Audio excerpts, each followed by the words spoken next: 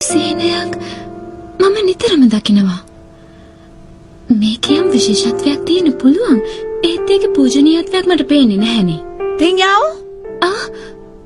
ඔයාගේ නිබන්ධන මාතෘකාව? මැටි බොනික්කා.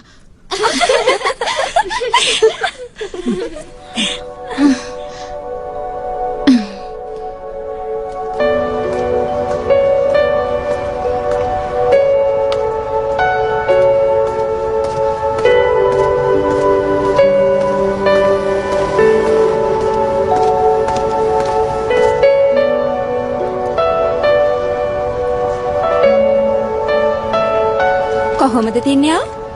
හොඳින් ශියාවේ.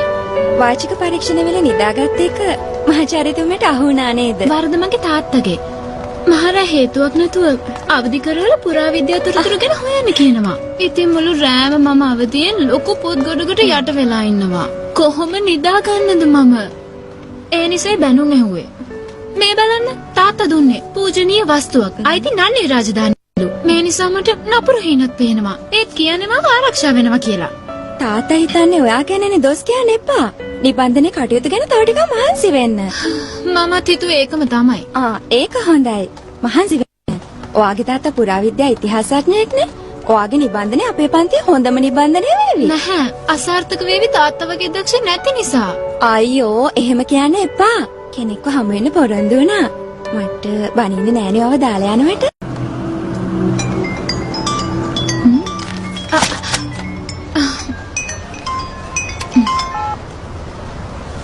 කොහොමද තාත්තේ? දේශන අවසන්ද? ඔව්. දුව හොඳින් නේද? හොඳින් ඉන්නවා. කියන්න දෙයක් තියෙනවා. මගේ කණ්ඩායම වටිනා පුරාවස්තුවක් සොයාගත්තා. නන්වියේ අධිරාජ්‍යයට නවග්‍රහ චක්‍රය සොයාගත්තා. අපේ කෙනෙක් අතේ ඒක පරිේශන ආයතනයට එවුවා. දුවේ උදව් කරන්න. මේ ගැන තොරතුරු ටිකක් සොයන්න. ඒක ප්‍රයෝජනවත් වේවි මට. ඕක කියනද ගත්තේ? ඔව්. විශේෂ දෙයක් නැහැනේ. අද මගේ වාචික පරීක්ෂණයේ බව අමතක වුණාද?